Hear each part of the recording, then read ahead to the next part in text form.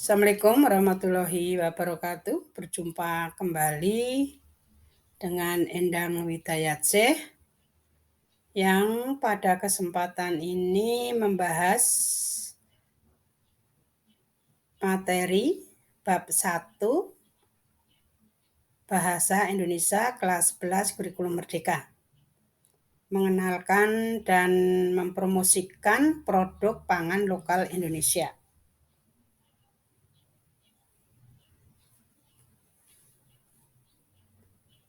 Pembahasan materi kita yaitu memahami teks argumentasi dan persuasi dengan tema ketahanan pangan. Ini akan saya beri beberapa contoh produk pangan lokal Indonesia. Nah, ini namanya talas.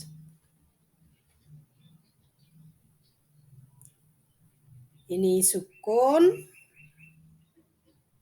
singkong, jagung, kacang tanah, dan yang terakhir ini adalah garut.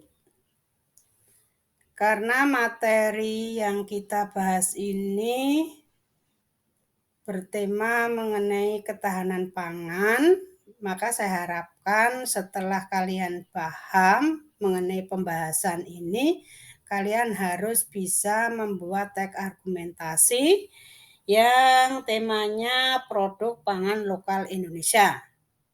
Selain itu, kalian juga harus bisa membuat teks persuasi dalam bentuk poster yang tujuannya ini untuk mempromosikan produk pangan lokal Indonesia kepada masyarakat Indonesia dan dunia.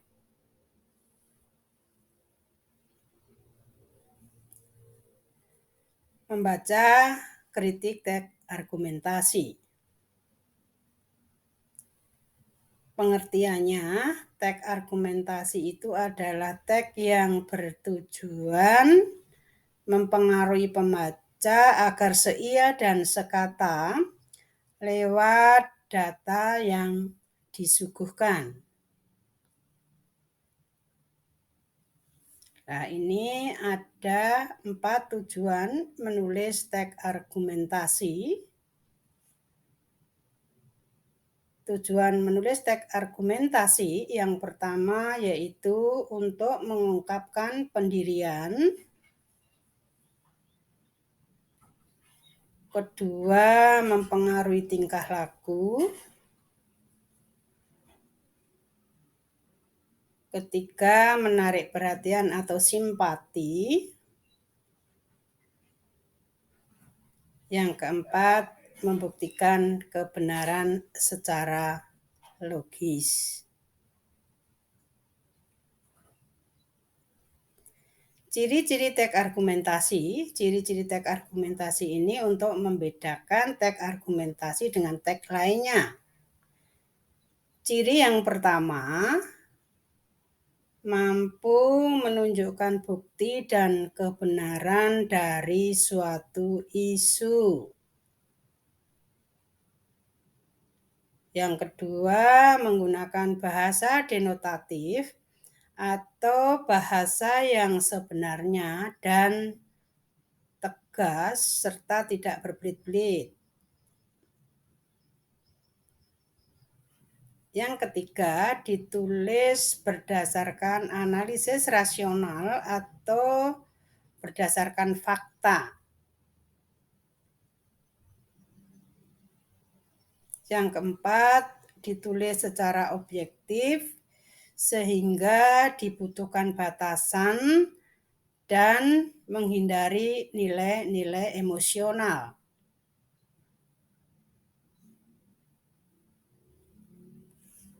Menemukan ide pokok dan ide pendukung dalam teks argumentasi. Pada saat nanti kalian mencari ide pokok dan ide-ide pendukung dalam teks argumentasi, kalian harus tahu dulu apa itu ide pokok. Ide pokok adalah rancangan pokok yang tersusun di dalam pikiran, gagasan, atau merupakan suatu pikiran utama dari sebuah paragraf.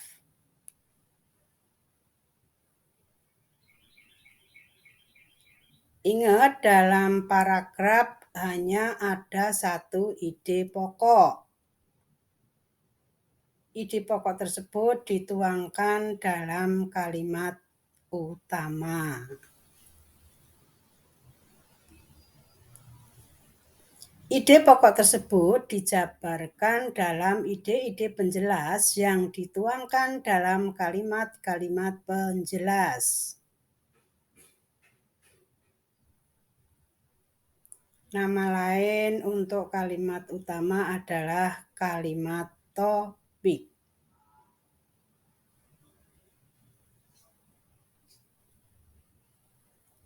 Nah, sekarang cara menentukan pola pengembangan paragraf.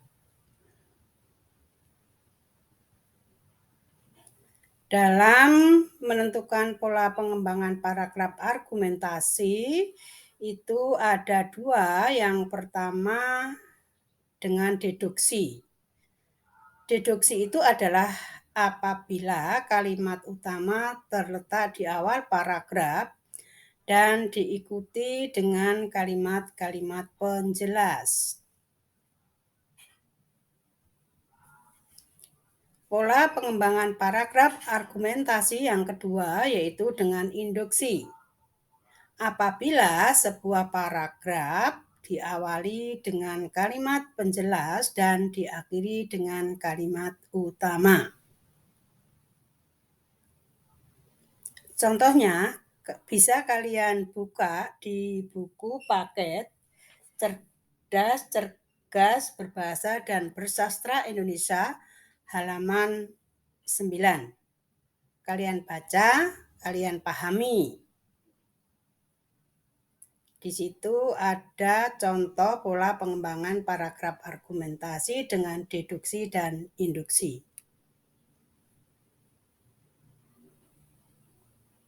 Nah, ini adalah tugas kalian menulis sebuah paragraf dengan pola pengembangan deduksi dan sebuah paragraf dengan pola pengembangan induksi.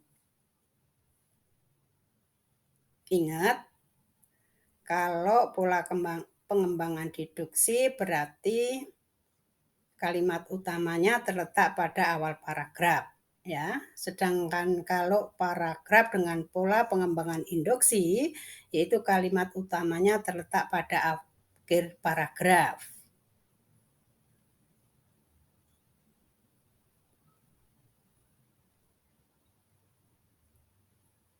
Setiap paragraf minimal terdiri atas 7 kalimat dengan tema tempe sebagai sumber makanan protein nabati. Karena materi kita hari ini adalah berbasis atau bertema produk makan lokal Indonesia. Dan tempe merupakan salah satunya.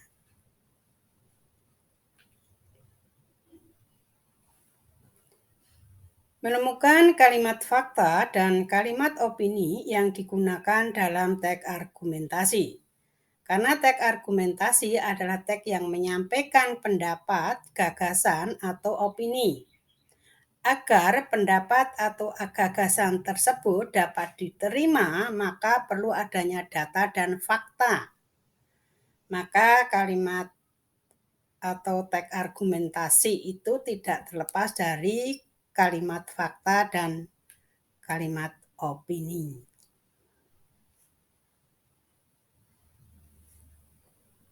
Kalimat fakta itu adalah kalimat yang di dalamnya terdapat sebuah informasi yang sebenarnya dan dapat dibuktikan kebenarannya. Ini saya beri contoh kalimat fakta. Yang pertama kalimatnya adalah Salah satu daerah penghasil beras terbesar di Pulau Jawa adalah Jawa Barat. Ini adalah kalimat fakta karena kebenarannya dapat dibuktikan. Contoh yang kedua, sekitar 70% penduduk Indonesia mengonsumsi beras sebagai sumber makanan pokok.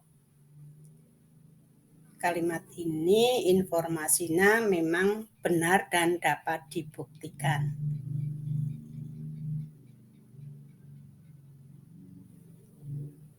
Kalimat opini adalah kalimat yang berisi hasil dari gagasan, pendapat, atau pikiran orang, baik perorangan maupun kelompok.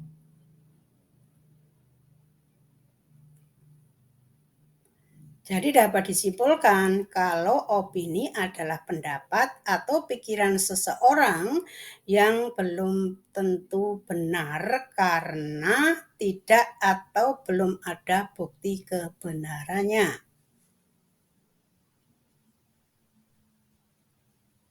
Nah, ini saya beri contoh kalimat opini. Kalimat yang pertama yaitu apabila dikembangkan dengan baik, sagu dapat menggantikan beras sebagai makanan pokok di Indonesia. Ini adalah sebuah pendapat ya. Kemudian yang kedua, sebagai warga negara Jepang mulai menyukai ubi ungu sebagai makanan pokok pengganti nasi. Ini adalah kalimat yang berupa pendapat yang belum tentu terbukti kebenarannya.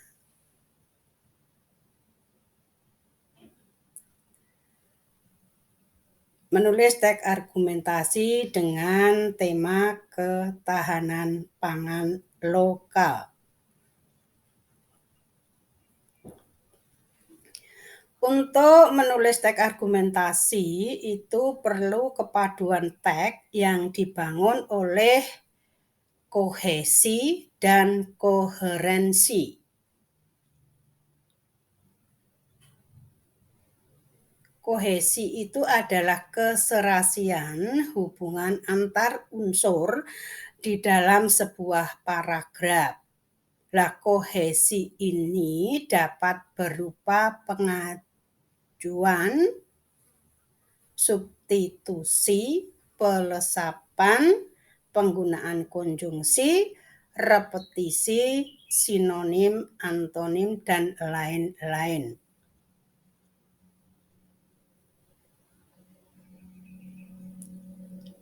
Sedangkan koherensi adalah kepaduan antar gagasan di dalam sebuah paragraf.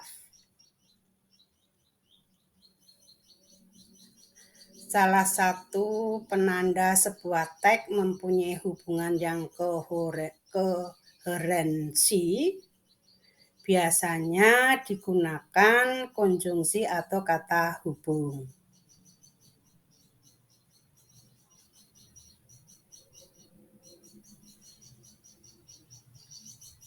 Ini saya beri beberapa jenis konjungsi yang ada di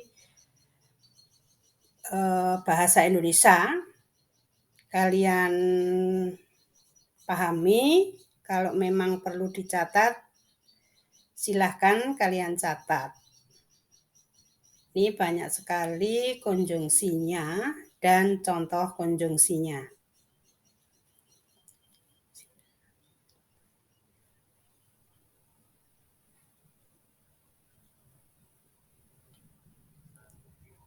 Nah, ini adalah tugas kalian menulis teks argumentasi dengan tema mengonsumsi makanan selain beras padi. Di saat kalian nanti menulis teks argumentasi, ada beberapa pedoman yang harus kalian perhatikan.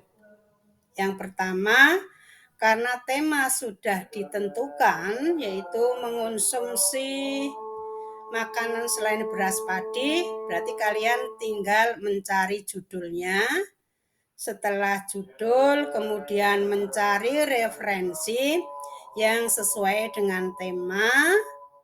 3, kita menentukan pola pengembangan, yaitu deduksi atau induksi.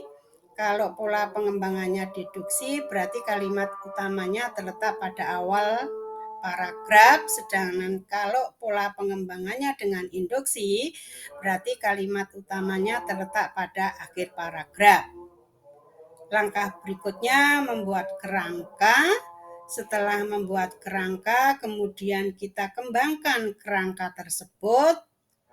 Langkah yang keenam, kita pertimbangkan penggunaan kohesif dan koherensinya. Dan yang terakhir, jangan lupa gunakan ejaan dan tanda baca yang betul.